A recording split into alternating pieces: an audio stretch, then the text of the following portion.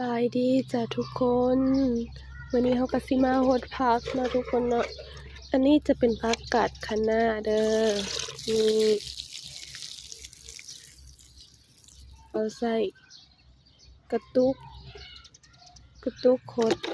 เขาจะเจาะหูทั้งคนมันเนาะแล้วก็ตัก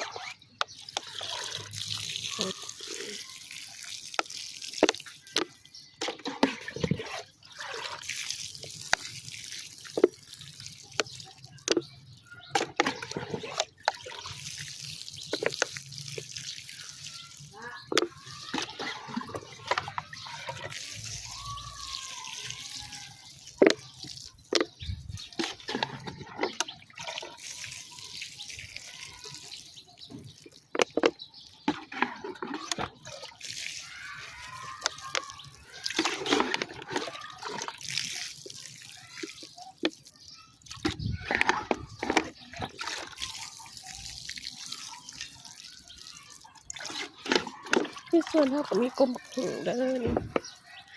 มะฮงผักเสริมแล้วก็ปลูกกำลังแตกเลยผักบัวงามๆอันนี้ผักพงมีความสุขมีความป้อมกะน่าจะเสียนี่กำลังไหนนะทุกคนป้อม